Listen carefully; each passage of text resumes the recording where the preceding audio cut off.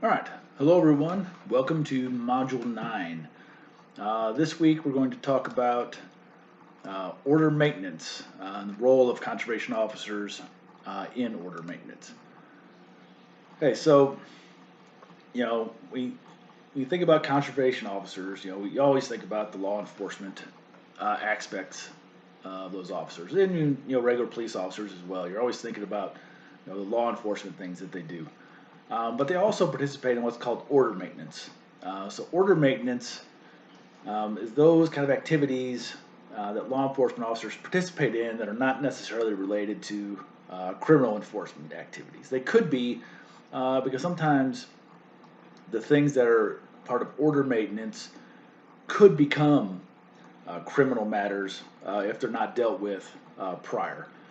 So order maintenance really is intervention, suppression of behaviors, things that threaten to be offensive, threaten to disturb the peace, are the result of some kind of conflict, disturbances, medical emergencies, public nuisances, barking dogs, um, stuff like groups of teenagers congregating in parking lots. Okay, is it illegal? No. Is it public nuisance? Potentially, right? Are the things that happen when groups of teenagers, gather together in parking lots? Sure. Sometimes there's drinking, there's fighting, like there's all these things that could happen. So those are order maintenance types of things. Um, the thing about order maintenance situations is that they're often kind of ambiguous.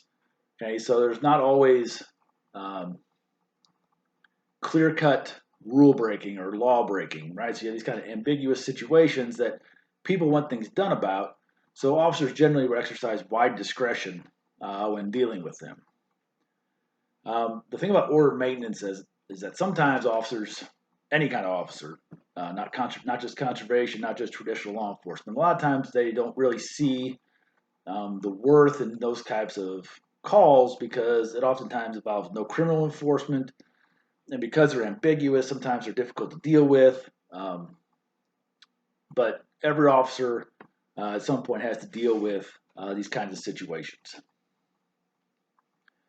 So Steve Mastrovsky, a criminal justice researcher, pretty well known, very well respected, um, wrote a book chapter about 4 ways that non-crime calls can actually increase officer effectiveness. Because he looked at it, he's like, the officers don't like to deal with these things, but they can actually be beneficial because they have these other benefits outside of resolving, whatever the actual thing is. Okay, so first, he has 4 models to discuss this. The first is a crime prophylactic model. So under this model, you have these situations like, we talked about the kids in the parking lot. All right, so police intervention kind of diffuses the situations, keeps them from escalating into criminal violence. Disturbances are a great example of this, or conflicts between neighbors, people arguing. Right, if the police get there, the police get involved, they can diffuse the situation and keep it from turning into a criminal matter. The police knowledge model. So when you have non-crime calls, it gives officers exposure to the broader community, which increases their overall knowledge of the community and helps them solve crimes. Okay, the more officers know about the community that they're serving, the better officer that they can be. It also allows them to make contacts with people that maybe they wouldn't come in contact with otherwise that are part of the community which they serve. Social work model. So there's a lot of talk about this latent coercive power that police have, right? Everybody knows that the police can arrest you, the police can write you tickets, right? They have this power to make you do things. So the social work model says that by the police just showing up to these kind of situations and the police being there and the police dealing with them, they can steer potential lawbreakers into more law-abiding behavior. And then there's also the community cooperation model, where when you have effective responses by the police to non-crime calls, it helps the police establish greater credibility within the public, thereby possibly increasing public cooperation with the police, the public calling the police, the public providing information to police, just more public trust in the police, just overall kind of this better police community relationship. So, does Mastrovsky's model apply to conservation officers? I say yes, it does. Um, Even though the article was written about traditional police officers, these four ways, Ostrowski's four ways, can certainly apply to conservation officers. So we'll go through these one at a time. So the crime prophylactic model. So as you all know by now, conservation officers don't really generally respond to the same types of disturbances or conflicts as traditional police officers. Um, but they do respond to situations that could escalate into violence if they don't intervene.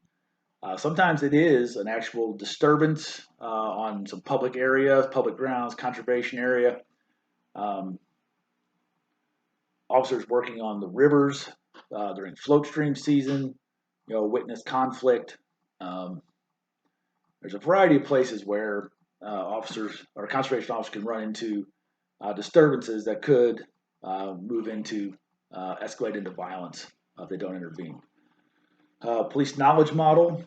The more conservation officers are out in the community, the more knowledge they gain about people and places. The same benefit to them is the same benefit as traditional police officers. Social work model. Just like traditional police officers, conservation officers have this latent coercive use, are able to use this latent coercive force that could steer potential violators into law-abiding behavior. And then you have the community cooperation model. Conservation officers generally do quite a bit of community policing anyway. And if conservation officers handle order maintenance calls, and we'll talk about some possible kinds of order maintenance calls here in a minute, their credibility with the community may increase. All right, so let's talk about some examples of types of order maintenance calls or activities, that conservation officers may participate in. One of the big ones is sick and injured wildlife. Conservation officers commonly receive calls for service regarding sick wildlife that has wandered into someone's yard or place of business. They also receive many calls for service related to injured wildlife, deer versus vehicle, birds that fly into wires. Like there's a whole wide range of calls that they respond to for sick and injured wildlife. I have wildlife damage complaints. Now these are complaints of damage to personal property by wildlife. This is a common order maintenance call as well. So this is also a wide range. It could be something like a farmer that's suffering extensive crop damage, to homeowners that have deer eating their flowers. Deer are a very common animal that causes damage, but other species also do. My parents had squirrels that chewed a hole through the siding of their house and got into the attic. There's all kinds of things that skunks under the house. There's all kinds of things that wildlife damage or nuisance wildlife that officers respond to. A common one is also whose deer is it? Okay, so sometimes during deer hunting season, someone will shoot a deer, and normally deer do not just fall dead, wherever they're hit. They will run a short distance. Well, sometimes that distance includes crossing a property line prior to expiring. Well, that hunter may not have permission to go onto that property, so that hunter would have to get permission from the landowner to go over there and retrieve their deer. Oftentimes, that's simply what happens. The landowner just lets them come over, or the landowner gets it and takes it over to them. But sometimes it doesn't work that way.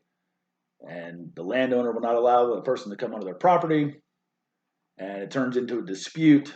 Conservation officers sometimes have to respond to those kinds of calls. When I was working, I had to do that on several occasions. Excuse me. And usually we were able to come to some kind of agreement where the hunter would get his deer and everybody was happy. Another common one is, I'll call it "That's my spot." This kind of call could occur anywhere, but one of the places I commonly encountered it was at trout parks, places like Bennett Springs, Merrimack State Park, generally toward the opening of the season. Some hunters and fishermen are very territorial about their favorite hunting and fishing spots, even if they're in public places, like a state park, a trout park. So the trout park, everyone lines up along the creek and they blow a horn, and then everybody can start fishing. Some people have been coming to these places for years. Um, they park in the same spot, they fish in the same spot, um, but sometimes someone else will get there before them and they'll be in their spot. Most people would just find another place to go, but occasionally there's someone that walks up to that person and is like, "Hey, you're in my spot," and then that person doesn't want to move, and it can escalate. And I've seen uh, people getting into a fist fight over a spot along a trout creek. So if those kind of situations are not diffused, they can quickly escalate into an assault. Another one is hunting the property line. Okay, so this occurs generally in field type situations where hunters are sitting on the edges of fields in their stands or their blinds, which also may be on the property line. They place them on the edges of the fields because that's usually where the brushy cover is where they can hide. Most of the time, the hunter's staying on their property and facing their own property, and everything is fine. But sometimes people do that so they can hunt both sides of the property line, and disputes occur because one property owner may believe that that's what they're doing, and it turns into a dispute and a conflict. So then officers get quite a few calls to intervene in these kind of disputes, and I dealt with several of these over the years that I was working as well. And there aren't any laws, generally speaking, that say you have to hunt so far off a property line. If some places, a few places do have those in an effort to alleviate these kind of issues, but Missouri does not have anything like that as far as you have to hunt so far off a property line. You end up with disputes between public land users. So, for example, conservation areas are open to everyone from the public. During the hunting seasons, hunters may be out there, whether it's deer, turkey, squirrels, whatever. There's also trails on these kind of areas, so you'll have people hiking, possibly people walking their dogs. You'll have people hunting, and generally speaking, everyone just gets along. Everyone avoids each other, and it's fine. But occasionally, things turn into a conflict. You have disputes, and conservation officers are oftentimes called to resolve those disputes. Now, these are one of those ambiguous type of areas because both people can be there, right? If both people are there doing lawful activities, no one can be asked to leave, right? Because both people are there legally and doing legal things. So the officer has to try to diffuse the situation to where everyone stays and everyone is able to participate and enjoy the area. Another order of maintenance activity are anti-hunting and fishing protests. This is not a common type of activity, but it does happen sometimes. Anti-hunting and fishing protests are legal, and they often will occur at places. A lot of times these are around urban managed deer hunts, things like that, where the hunt taking place is legal and the protest of the hunt is also legal. And in most circumstances, the officers are there to monitor the situation and make sure that the people hunting are not harassing the protesters and the protesters are not harassing the hunters to where things escalate into some kind of assault or some kind of big conflict or big confrontation. In Missouri, it's also illegal to interfere with lawful hunting and fishing. So conservation officers are also there to make sure that the protesters stay where the protesters are supposed to do and are not out there actually interfering with lawful hunting and fishing. And then finally, the last one we're going to talk about is search and rescue. Conservation officers commonly participate in search and rescue activities. Wide range. A lot of it depends on where the officer is. Talk about stuff like boating for water rescues, helping to find lost hikers, lost hunters, lost campers. over the years that I worked, I commonly would get involved in these kind of activities. I was always on the Mississippi River, so I was involved in a lot of search and rescue operations on the Mississippi River, but also had several instances where you had hunters that didn't return home when they were supposed to, and we had to go find them. So, kind of a wide variety of search and rescue kind of activities that officers get involved in.